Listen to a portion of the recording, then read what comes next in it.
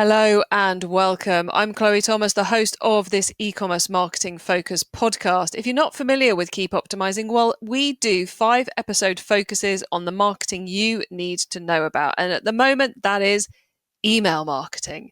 And each of our episodes, we release a new one every Wednesday. We interview a different expert to explore the latest advice on making that marketing channel work for you. So yeah, 5 episodes with 5 experts sharing 5 different ways to improve whichever marketing method we are currently focused on. In this episode, we are kicking off our new mini series on email marketing. And it's great to be getting stuck into such an important channel in the e-commerce space. We're kicking off in style with the brilliant George from Yocto, who is a retention CRM specialist. His agency worked for many brilliant brands you will have seen being talked about on case studies and podcasts and all over the place.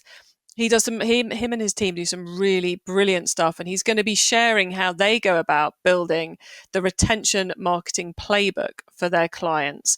And do not expect this to be a after 3 days send X. This is about doing it properly. This is about how you work out what to say in those messages, how you structure it. And George will be sharing how we do that, and also sharing some great examples and even some tools and suggestions on tech you can get to make it easier to do it all. Make sure you listen right to the end of the episode, because at the end, George will be sharing his quickfire insider tips to help you maximize the performance of your email and SMS and retention activity. I'll be sharing my take on it all, and I'll be sharing some more free ways we can help you improve it even more. So make sure you stay tuned right to the end. In this episode, I'm chatting with email and SMS expert George Kapernaros. George is the CEO at Yocto, a world-class CRM agency for D2C brands, working to increase profits and sales for brands like Heights, Healf, and Fussy. He is also the host of the CEO After Dark podcast and one of the just 40 people who get to be part of the Klaviyo Partner Advisory Council. Hello, George. Chloe, thank you for having me. Awesome to have you on the show. I love a bit of email chat, especially when it's with someone who's doing such cool stuff with email as you are. But how did you end up in the world of email and SMS? I was working in-house at a company called Div, and I actually started as a copywriter. I think this is pretty common in our space. Most people either start as an analyst or a copywriter somehow. And that company grew quite a bit, quite fast, and it grew on the back of acquisition. So I had a lot of opportunity to be involved in, marketing campaigns on social, Google, YouTube, basically everywhere. But what I felt, and I still feel the same, is that the retention piece was lagging behind acquisition. And eventually, I left that company and became a consultant. By the time I left, just for context, I was the marketing director there. So I was essentially, besides the 2 founders, I was the highest ranking executive. I had a small retention team. I was working with the acquisition team, CRO team, market research team, a bunch of different teams, because the company grew quite fast. But I became a consultant and I got lucky, I guess, and I landed a very big project with a company called Healf. They have something like 7 million people on subscription, which is basically like a small country. And I had the opportunity there to work with some really smart people and learn a lot of cool things, which caused Yocto to be born organically, because there was quite a bit of demand for my services, because I started building a reputation there. And it's been a little over 2.5 years since I launched Yocto, but we're doing quite okay, I would say. As you mentioned, we're part of Klaviyo's Advisory Council. We're working with some of the top brands in the UK. We mostly focus in CPG, particularly in health and wellness. We're also working with companies in the US, like Healf, Miracare, and many leaders in the health and wellness space. BetterMe is another one that people may have heard of. And what I really feel passionate about at the moment is closing what I call the retention clarity gap, which essentially is taking brands from thinking they know what's working to actually knowing what's working, which I found is a pretty big problem. It's a huge problem, isn't it? It's like we seem to just go, oh yeah, retention, we'll create a sequence and then we forget about it and we don't actually look at what the opportunity is. So I love the fact you wanted to come on and talk retention. Why is retention so important in 2025? How does the email marketer listening to this who wants to convince their boss to allow them to crack on with the retention project, how do they do that? Why is it so important this year? I will agree with you that it is very important this year, but I will also say that it has been important basically forever, I think. It's just becoming increasingly more obvious that it's important because everything else is getting harder. And you know what I'm talking about. The cost to acquire customers is going up, which means the margins are shrinking. Now there's AI, which means there's tons of content flooding consumers with noise. And retention is how you can ultimately fight back, if you will, as a company and make your marketing dollars work harder because you were already paid to acquire that customer. And with proper retention marketing, you can get them to spend again. I do want to share a little bit of data, if you allow me, from our portfolio in this, because I think it's quite instructive and it really speaks to what you just said, that people set and forget journeys without really thinking about it. So from where we stand and based on what we see, approximately 95% of prospects who will purchase from your company do so within 3 days of signing up and giving you that email. And if you extend this window to 30 days, that number goes to 99%, which ultimately means that most of the revenue that you see on platforms like Klaviyo and any other ESP that you might be using is truly coming from your existing customers, not from net new prospects that you convert through CRM. The prospects that you do convert through CRM, even as high as 90% of those that you convert through flows like the checkout abandonment flow or through delivering a coupon on the welcome flow, which ultimately means that all you do is that you just retarget intent. It's not that you necessarily do anything on top of that the acquisition team already did. And what all of this means is that you, as an email marketer who's actually looking to make an impact, first of all, you need to recognize the reality of what the data is telling you is. And then you need to do all you can to, of course, build those fundamental journeys so that you do support the acquisition teams. But your real job is to do things for after the customer's purchase, because that's the lever that you are actually able to influence on your own. And if you really start getting into this rabbit hole, the focus shifts away from, I don't know, I'm going to send 12 campaigns to people that engaged with our emails in the last 90 days, to actually creating journeys that are long, multi-month long, and go through the experience that the user is actually going through. So it's a lot about staying relevant after the sale. That's what ultimately matters when you are doing email marketing and CRM marketing as a whole. It's not just about email, it's just a vehicle. Love those stats. Thank you for sharing that. I think it really shines a light on how critical it is to get this right. So if we're going to go about improving retention, where do we start? What's the first thing we do to improve retention via our email marketing activity? I'm going to tell you what I think you should not do first. Please do. I think what a lot of companies do when it comes to those things is that they think about it in terms of calendars. Like they say, I have this announcement I want to make. I'm doing these product launch. I've got that sale coming. I've got this and that and la la la la. And the reality is that this is, in my perspective, again, it's totally wrong. And I know there will be people listening to me right now and they're going to say, no, what are you talking about? But it's true that they've been wrong.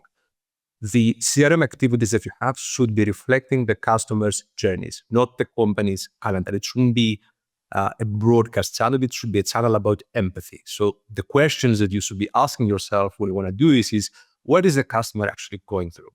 What do they need to hear next? How can we be helpful and not just loud? And probably people listening in are going to be like, this is too theoretical. So I'm going to make it concrete. This is for a real project. It's one of our companies in Silicon Valley that actually targets couples that want to get pregnant. So they have preconception products that help you get pregnant. They have products for when you get pregnant and products for after you give birth. And clearly, this is extremely complex, right? You are talking about something that's emotionally charged, something that's deeply personal. And the LTV potential is tremendous because a client can stay with you from the moment they start thinking about pregnancy all the way to after they give birth. But you also need to be very careful because if you're just broadcasting things, you might be promoting something for pregnancy to somebody that's unable to get pregnant, which ultimately means that they may be very pissed off at you, right? So what you have to do as a marketer there is to truly understand what those people go through. You have to go to the very beginning of this journey that they have, which is that they go through blood tests and ultrasounds and do multiple screening visits. They even inject hormones maybe, and they do IVF and spend 30K on that before they actually arrive at your product. So it's a very delicate situation, which you can only understand through having a lot of empathy. And once you have this empathy, you need to start thinking about how can I maintain awareness of what is happening in that customer's life? How can I actually be collecting data on where they are in their journey without feeling intrusive or annoying, which might mean that I need to develop an app about this so that they can be, for example, updating their consumption of the supplements that you might be promoting to them. So it's much more complex, is what I'm saying. It's much more complex and delicate than just setting up your welcome flow and your checkout abandonment flow and your win-back flow that triggers 90 days after the purchase without placing a second order. I think I love that example you've given because I think we all get that empathy is important, but it's so easy to not really get to grips with it. And I think sometimes those examples of such emotive products or products that exist in such an emotive need area really helps you understand how empathy can play out in this and how empathy then goes across in it. If we're talking, kind of like a normal, for want of a better term, product, something which has less huge emotional impact around it, how do you go about working out where the key empathy points are and how those parts of the journey come together? Is it sitting down with the team and identifying it in the first instance? Is it customer surveys? Is it common sense? I think it's a combination of all of those three things that you mentioned. Usually there's quite a bit of, I call it tribal knowledge within companies. Founders especially, they have usually a very deep understanding of who the audience is and how the products work. So there's a big value add in taking the founder and the founding team as a whole and sitting down with them and really having a conversation about mapping the stages of the user journey. Surveys can help, and they do help, but I find that the answers, though they are helpful, are a little bit surface level. So usually what you want to do is have a follow-up conversation, like an actual conversation with the customer. And when you do this, you want to be very targeting who you speak to. You want to speak potentially to the customers that have been with you for a long time and are still actively consuming the products, or those that perhaps were there in a long time but somehow stopped purchasing. So you want to basically try and see what makes those people different than everybody else, what makes them tick, what made them go away. And once you have this information, it's really, and I'm going to bring it down and make it more practical. Don't worry, I'm not only going to talk about preconception, which you are correct, it is kind of an unusual case. Once you have all of this information, what you want to do is you want to go to the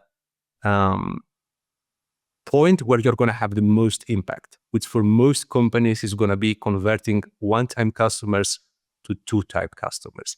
That's usually the area where you can have the greatest impact, simply because there's more volume there. And what you need to consider in that case is those are people that give you money, right? So they did like the product enough. Why did they not buy again? What is stopping them from trusting long term?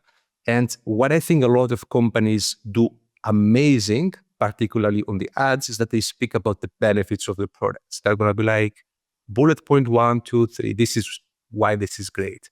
But what they also need to do after somebody buys is explain why is this actually different than everything else they may have tried before. And what is the reason also why those other things that they tried before did not work.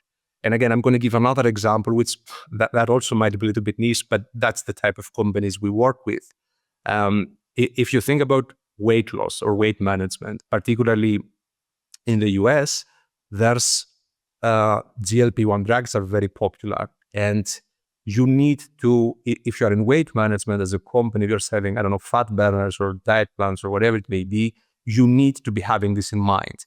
Why would your product be better than GLP-1? No, not better, but perhaps healthier with fewer side effects potentially. So you need to always, again, have the context of what is happening in their life besides just your product, and speak not only about the benefits of your product, but how the product itself relates to everything else that's happening around the product that you're promoting. So for those people who've bought once and haven't bought again, it's kind of getting to grips with why they might not have yet used the product, why they might not have yet felt the benefits of the product. So kind of continuing very similar messages to the initial sales messages through that part of their customer journey. It's almost basically just continuing the sales process rather than going, you bought it, our job is done, all is wonderful. Exactly. And you should also, of course, give them a sense of when they should be expecting results. You should give them a sense of what happens if they don't like it. You should basically reassure them that it will work, and you should provide proof that it will work in addition to what we said. But basically, I think persuasion and sales are kind of like dirty words, and everybody says you should educate, which is a fine word. It's a clean word, but ultimately, what's the purpose of education if not to make the consumer purchase again? So in my mind, those two are very interconnected. Oh, I feel like we could probably talk for about 3 hours on the problems of certain words in our industry. So I'm going to avoid that rabbit hole though for this.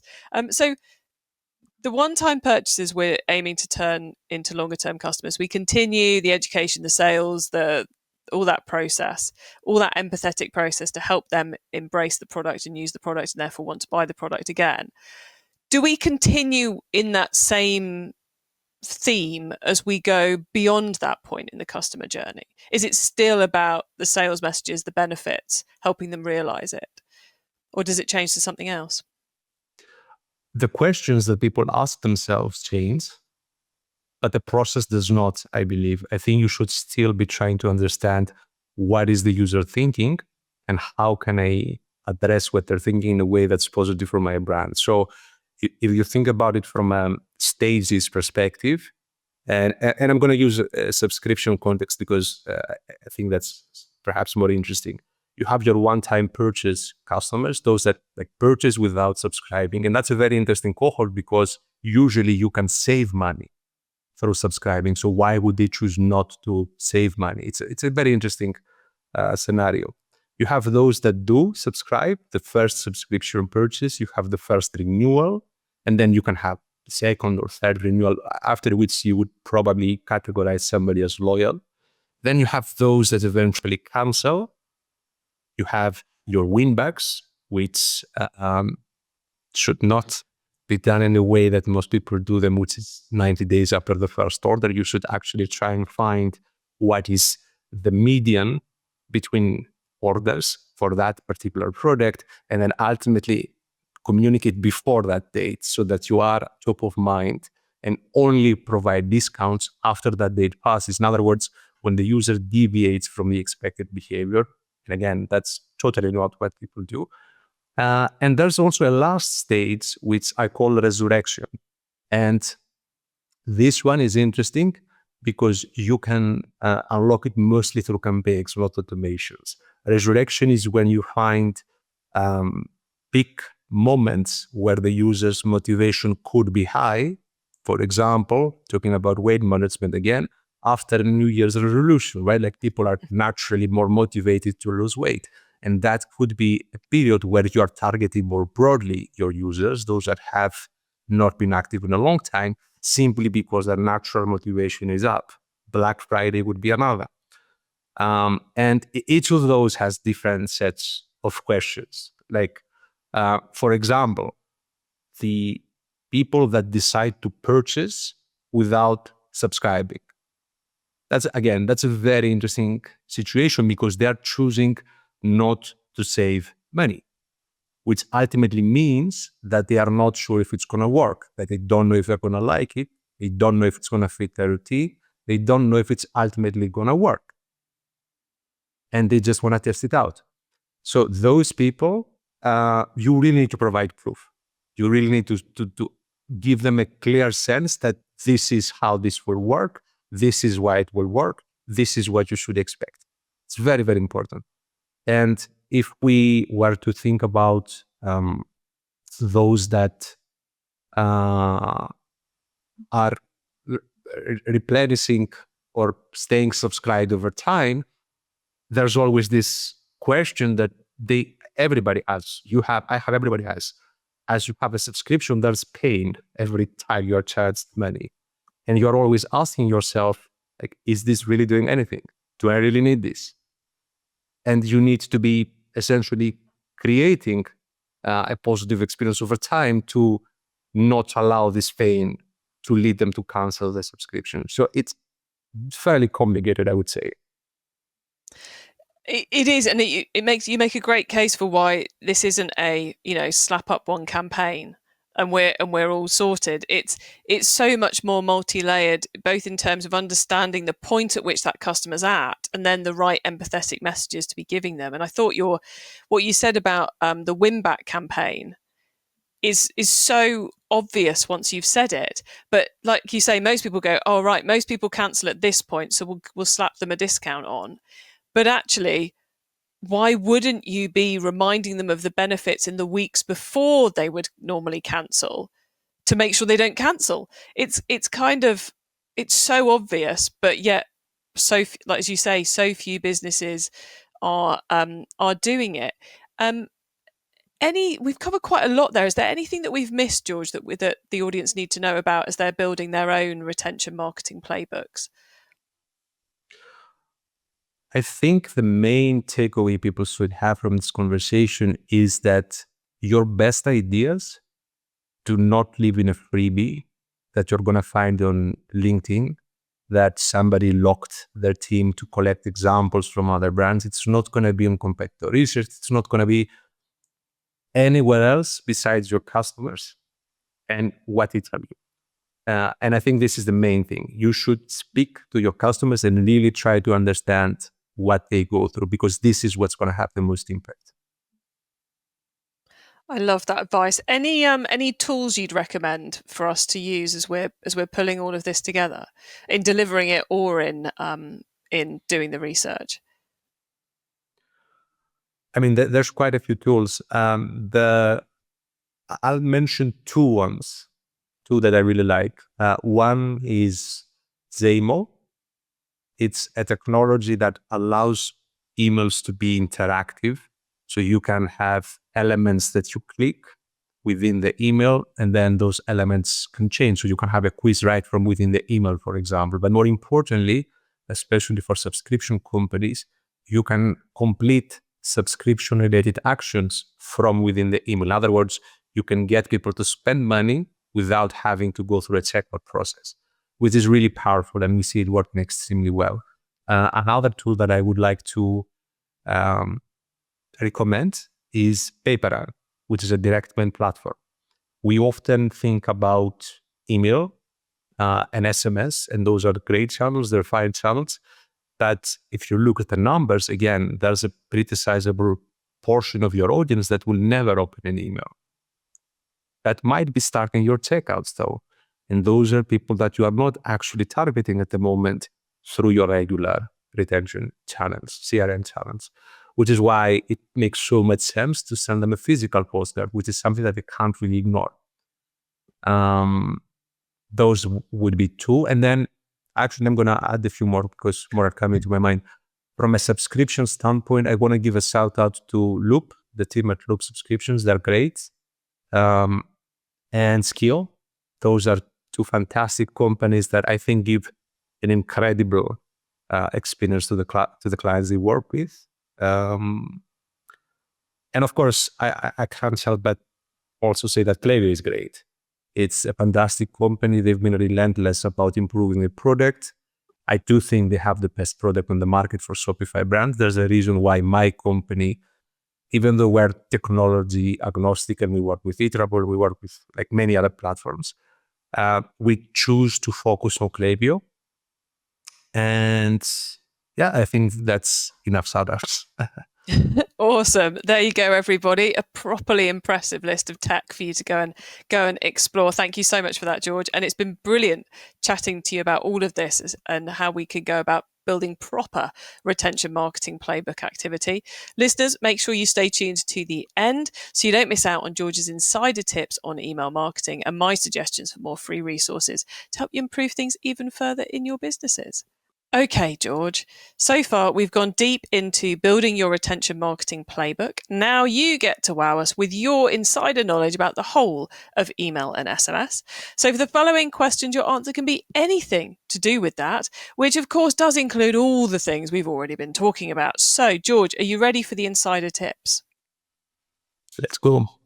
Okay, let's start with newbie advice. If we've inspired someone to take their first step, what do they need to know to give themselves the best chance of success? What you need to know is exactly what I said, that you should focus on your customers and not on what other companies do, not on what people say on social media, not what I say on this podcast even. You should just speak to your customers and your internal team, because those are going to be the sources of your best ideas. The best ideas are not templates, they are not hacks, they are not tips and tricks. They are based out of the empathy that you have for your own audience. I love that advice. So easy to get obsessed with our own opinions and forget about those of our customers. So loving that you're doubling down on that. Now, once you've started, of course, you've got to keep optimizing. So what's your favorite way to improve performance? Everybody says that you should always be testing things, and there's truth in that, but there's also truth in math. And the reality is that many of the tests we do are not statistically significant because we don't take the time to measure what sample size and how many conversions we would need until they were statistically significant. And I do want to say this just to contextualize what I mean. To detect a 20% uplift, you would need around 350 sales to be precise per variant, if you were having 10% conversion rate on 1,000 email clicks per week, which is a lot of email clicks, and it is a lot in terms of conversion as well, which means that you need a massive number of sales. Anything lower than that, and the data is kind of random. You're kind of guessing. And what this means ultimately is that you should, of course, be testing, but you should be testing in a way that leads to learning. If you're just testing to test, then you're not really learning that much, are you? So that's my advice. Test, but test to learn. Don't test just to test. It is mad how little we talk about statistical significance given how much we talk about A/B testing. It is. I'm so glad you mentioned it, because so many people are just doing tests on too small a data set, and it's just a waste of time. So super top advice there. If someone listening wants to learn more, is there one cheap or free even resource that you would recommend? I do have an internal resource that actually covers what we went through about the questions people ask themselves in a subscription journey. And it covers every stage that they go through, from the first purchase all the way to the end. So if somebody wants it, just ping me on LinkedIn and mention this episode, and I'll happily share it with you. And we have a lot of resources that I can happily say about experimentation. Also, I just mentioned statistical significance. We have a lot of internal tools that we use. So if CRO in the context of CRM is interesting, or if subscriptions are interesting to ask, and I'm happy to share. Excellent. Everyone go and connect with George on LinkedIn and ask him for those goodies. Finally, George, it's crystal ball time. What's coming up in the next 6 to 12 months that we should be getting ready for? I'm not smart or arrogant enough to predict what will happen in the whole industry, but I do have a very good feeling about what will happen in my part of the industry, which is retention marketing. I think it is already happening actually, but it's going to accelerate. We have what I call service market fit collapse, which means that what used to be enough is no longer enough. So exactly what we said on this episode, the welcome flow, cart abandonment, thank you flow type of package that is coupled with 8 emails per month and goes to those that engaged in the last 90 days, it's no longer cutting it. Brands demand more. And if you are an email marketer, you need to get better. It's as simple as that. You need to be more savvy when it comes to the math of things. You need to be more savvy when it comes to the customer journey side of things and the life cycle side of things. You are no longer just sending emails or sending texts. You are designing systems that allow a company to acquire more sales from the same audience. And that's complex. And you need to probably upskill yourself. Love that. Thank you very much. Okay, George, you have been an awesome guest. I know many of the audience want to know how to get in contact with you. So, and what more about what you guys do at Yocto. So, could you please let us know a little bit more about that and how they can get in contact? The easiest way to speak to me is on LinkedIn. I'm extremely active on the platform and I post things regularly. But if you want to have an actual conversation with me, you can just go to keepop.com/Yocto. It's going to redirect you to my Calendly link. And if you are a brand, I'm very happy to help you build your own retention playbook in that call. I'm going to ask you a few questions about the company, of course, just so they have context. And then together we're going to basically find what would work for you. Wow, that's awesome. Everybody, keepopt.com/Yocto if you want George's actual help, one-on-one, to help you work out what your playbook should be. Did I cut you off there, George? I felt like you were about to say something else, but I waded in anyway. So was there anything else you wanted to add? I did want to add that we are hiring also. And we're hiring for multiple positions. We're around 20 people strong. And I say around because we have a lot of positions. So I don't truly know how many people we are at the moment, but it's around 20. We're hiring for email marketers. We're hiring for designers, copywriters, strategists, as we call them, which is senior email marketers. And if you are good and you can back that up, please do message me about this as well, because I'm very open to connecting. Very cool. Well, hopefully one of your next new employees is listening to this show. Okay, George, thank you again so much for being on the show. It's always a real pleasure to get to talk email with you. And it's been great having you on the show. So thank you so much for being here. Thank you for having me.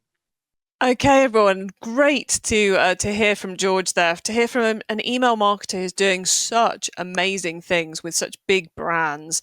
And I love how he explains something which is quite complex and quite hard to do, but makes it more relatable for all of you. So really great to have George on talking about kind of the ins and outs of how we structure that retention marketing and all those different campaigns. So we're getting the right empathetic messages across to our customers so we can therefore get them to take action at the right times and get them ready to take action. Like he was saying with that win back campaign, don't send them a discount past the point of no return.